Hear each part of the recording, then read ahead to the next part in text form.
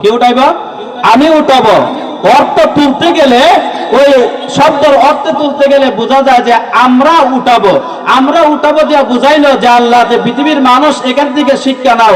আমি শব্দ ব্যবহার করিও না, আমরা শব্দ ব্যবহার করো, তাহলে তোমাদের মধ্যে অহংকার থাকবে না, বরত্ব থাকবে না, দাম্ভিকতা থাকবে না। আমার শব্দের মধ্যে সব দাম্ভিকতা আছে, অহংকার আছে, ঠিক কিনা? আমি শব্দের মধ্যে কি অহংকার আছে, আমরা শব্দের মধ্যে অহংকার নাই।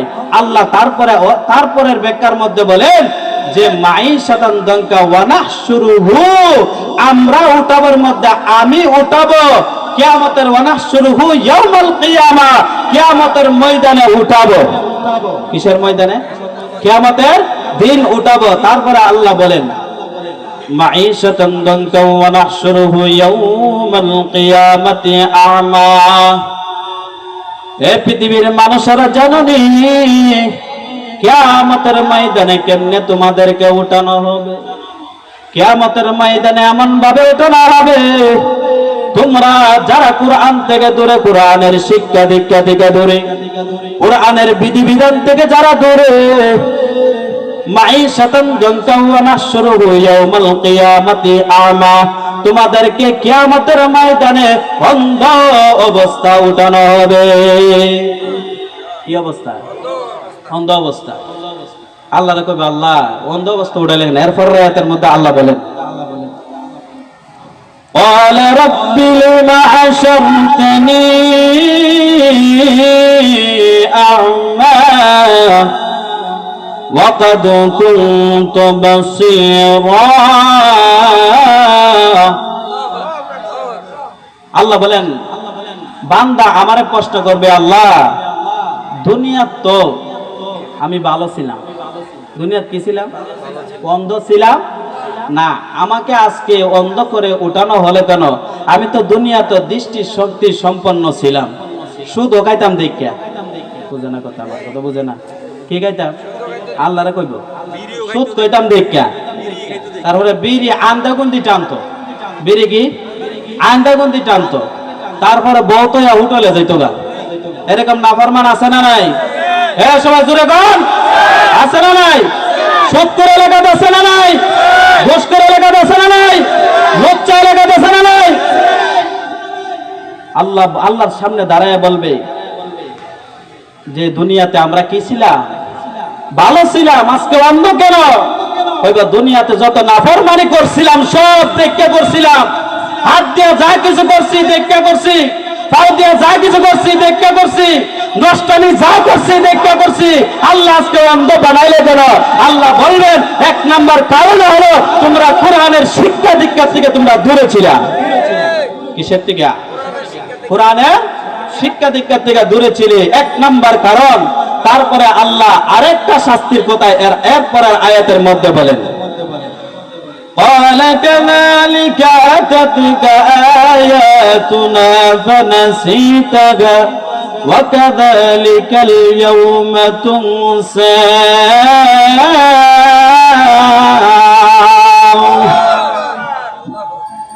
আল্লাহ বলেন তোমাদের মধ্যে কিছু নিদর্শন মূলক কিছু মানুষ পাঠিয়েছিলাম।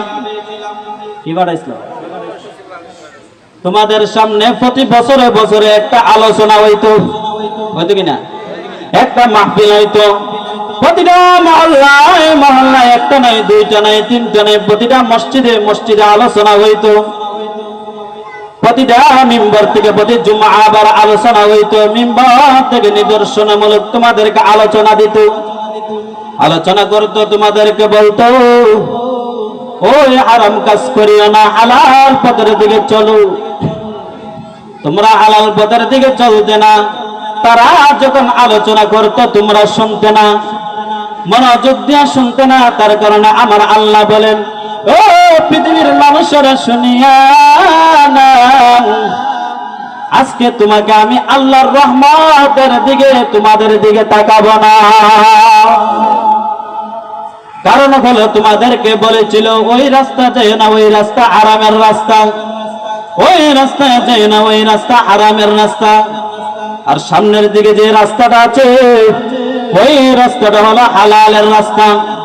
ওই হালালের রাস্তায় চলো তোমরা তখন শুনতা না, হারামের রাস্তার দিকে তোমরা খালি দৌড়াইতা, হালালের দিকে তোমরা দৌড়াইতা না। আজকে তোমরা যেমন ভাবে আলোচনাগুলো, ওয়াজগুলো, লেকচারগুলা তোমরা ভুলিয়ে যেতা, আজকে তোমাদেরকে তেমনি ভাবে বলা হয়েছে।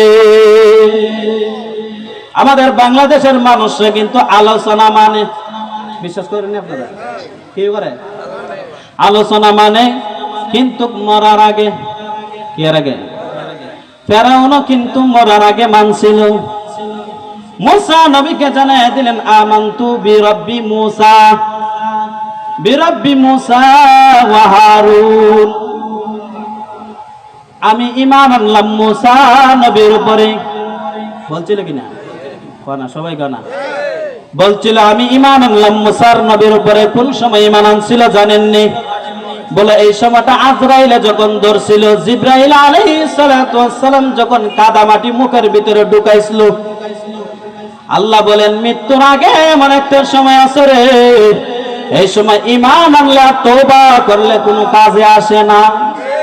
সূরা নিসার 23 নম্বর আয়াত কইলা দেখবেন কোন সময় তওবা কবুল হয় নাই, কোন সময় তওবা কাজে আসে নাই, কোন সময় ঈমান আনলো ঈমান আনা হয় না।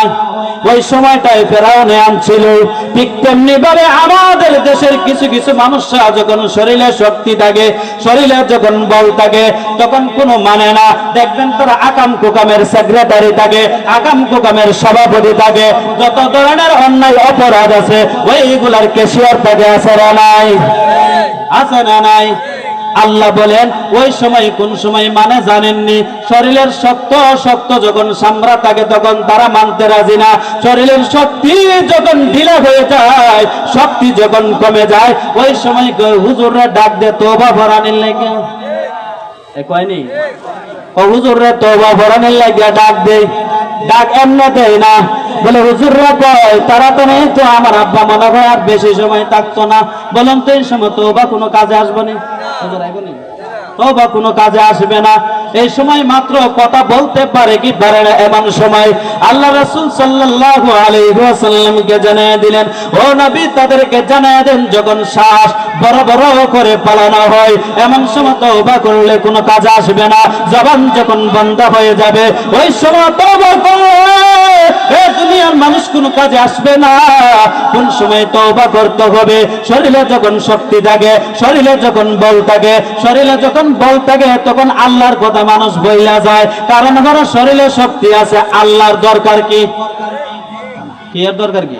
আল্লাহর দরকার নাই, কোরআনের বিধিবিধানের দরকার নাই, কোরআনের দরকার নাই, কোরআন শিক্ষার দরকার নাই। কোরআন শিক্ষা যখন করতে হয় এমন সময় করে না। বৃদ্ধ বয়সে কয় হুজুর সময় পাইছি না, কি পাইছে না? সময় কিন্তু পাইছে। 3 ঘন্টা 4 ঘন্টা নিয়মিত চার দোকানে বইয়া আড্ডা দে, এই দেয়নি? এরকম মনে নাই আপনার এলাকায়? কয় ঘন্টা টাইম দে? 3 থেকে 4 ঘন্টা চাষা টাইম দে। কিন্তু হুজুরা যদি বলে 2 মিনিট 5 মিনিট বসেন না কোরআন শিক্ষা করার জন্য, সূরা কেরাত ঠিক করবেন, হুজুর সময় নাই। আছে না নাই? কি নাই? সময় নাই। যে কথাটা বলতেছিলাম ওই কথাটা হলো যে তওবা করার সময় যখন এসে যায় এমন সময় হুজুররা ডাক দিয়ে আনে, হুজুর আমার বাবার তো জান মরে গই চলে যাবে, সরকার চলতেছে, তাড়াতাড়ি করে তওবাটা ভরে দেন, তাড়াতাড়ি তওবা ভরলে কি হবে? আমার আব্বার আত্মাটা মারলো শান্তি থাকবো, আছে না নাই? শান্তি থাকবো। যখন তওবা ভরানো যায় হুজুরে কয় বলুন জীবনে আর জিনা করতেন না? কোনা কি কয়? কখন জীবনে আর জিনা করতেন না? আমি কই এই বেড়া উঠতে পারলেন না, জিনা করতো। বুঝে না কথা? জীবনে আর সুদ খাইতেন না। চাচা কোন জীবনে আর সুদ খাইতেন না? আমি কই টাকা পয়সা আছে, চাচার আর বেল নাই। বুঝে না কথা? কি নাই? বেল নাই। কম জিজ্ঞাসা করে হুজুরে কয় কোন জীবনে আর কবিরা গুনাহ করতেন না? আর বলুন তো কবিরা গুনার আর রাস্তা আসেনি? এখন তার বিছানার থেকে উঠতেও পারে না, কবিরা গুনার কল্পনাও করতে পারে না। এমন সময় তওবা করে কোনো লাভ নাই, কি নাই? তওবা করে লাভ নাই। দেখবেন সারা জীবন হুজুরের বিরোধিতা করে, মরার সময় তওবা করায়, আছে না নাই? এই সময় তওবা করাইলে কোনো কাজ হইতো না। হুজুর আরো আপনার যখন হুজুরের বিরোধিতা করবেন, হুজুর তওবার সময় উল্টা পাল্টা কইয়া আপনার ঈমান অন্যরকম হইতে পারে, কারণ হুজুরদের বিরোধিতা করতে পারবে না। হুজুরের বিরোধিতা যারা করে, আমি কয়েকটা কথা বলি, হুজুরের বিরোধিতা যারা করে আল্লাহ পাক রব্বুল আলামিন এক হাদিসের মধ্যে দেখলাম, কোন মানুষকে যদি ধ্বংস করতে চায়, কোন মানুষকে যদি বিনাশ করতে চায়, কোন মানুষকে যদি দুনিয়ার থেকে তুলে নিতে চায়, আল্লাহ বলেন ওই হুজুরের পিছনেই নাফরমানদের লাগাইয়া দেয়। কারণ হুজুরের বদনাম করলে, হুজুরের পিছনে লাগলে, হুজুরের পিছনে লাগার কারণে ওই নাফরমানদের তাড়াতাড়ি আমি দুনিয়ার থেকে উঠায়া নেই আমি আল্লাহ। কি আপনি এরকম নাই? পিছনে কুচাকুচি করে আছে না নাই? হ্যাঁ, কুচাকুচি বন্ধ করতে হবে তো ইনশাআল্লাহ, বন্ধ করে দিবেন। যে আমি আয়াতগুলা তেলাওয়াত করছি, ওই আয়াতগুলা আপনারা ভালো করে ঘরের ভিতরে গিয়া দেখবেন, কইলা আবার পড়বেন যে আমাদের শাস্তি কত প্রকারের ও কি কি। যে আমরা কোরআন থেকে দূরে থাকলে, কোরআন থেকে যদি দূরে থাকি, আমাদের দেখবেন বাংলাদেশেও কোরআনের শিক্ষা বেশি না আমাদের জেনারেল শিক্ষা বেশি? কিসের শিক্ষা বেশি? কোরআনের শিক্ষা বেশি বাংলাদেশে। তারপরেও দেখা যায় কিছু কিছু যুবকরা লাইন সাইরা বেলায় না গেছে গা। লাইন সাইরা কি বেলায় না গেছে গা। কারণ কি? ওই সন্তানকে ছোটবেলা মক্তবে পাঠানো হয় না। কিসের মধ্যে পাঠানো হয় নাই? মক্তবে পাঠানো হয় নাই, মাদ্রাসায় পাঠানো হয় নাই। কোরআন শিক্ষা দেওয়ার জন্য সে মাদ্রাসায় মসজিদে পাঠানো হয় নাই, মক্তবে পাঠানো হয় নাই। ওই সন্তান বড় হওয়ার পরে ওই মা বাবাকে বৃদ্ধাশ্রমে পাঠায়, এই রুমে পাঠায়। আবার দেখবেন আমাদের দেশে কিছু কিছু উচ্চ শিক্ষিত আছে। কি শিক্ষিত? উচ্চ শিক্ষিত বুঝেননি? এটা হলো দুনিয়াবি শিক্ষিত। কি শিক্ষিত? দুনিয়াবি শিক্ষিত রে আমরা নাম দিছি কি শিক্ষিত? উচ্চ শিক্ষিত। আচ্ছা বলুন তো, দুনিয়াবি যে দুনিয়া উপরে না নিচে? কথা কানা এ জমিন উপরে না নিচে? নিচে। তাইলে এটা নিচের শিক্ষিত নইব, উপরে শিক্ষিত কয়টা লিখা? উচ্চ শিক্ষিত তো একমাত্র কোরআনের শিক্ষা। কোরআন কোনানো? কোরআন কোন জায়গায়? উপরে। তাহলে বোঝা গেল আমাদের যারা কোরআনের শিক্ষায় শিক্ষিত হয়েছে, আলেম হয়েছে, বৃদ্ধাশ্রমে একটা মা বাবা পাওয়া যায় না। উচ্চ শিক্ষিত যারা বলে, উচ্চ শিক্ষিতের মা বাবার বেশিরভাগ বৃদ্ধাশ্রমে আছে, ঠিক কিনা? কোনদিন শুনছেন 5,000 টাকা বেতন পাইয়া মুয়াজ্জিনে মা বাবারে বৃদ্ধাশ্রমে দিতে? শুনছেন? কোন জায়গায় এরকম রেকর্ড নাই, এরকম নজির নাই। কারণ হলো তারা দিন শিখছে, হাদিস শিখছে, সুন্নাহ শিখছে, রাসূল শিখছে, আল্লাহ শিখছে। একমাত্র আল্লাহকে খুশি করার জন্য, রাজি করার জন্য, মা বাবার খেদমত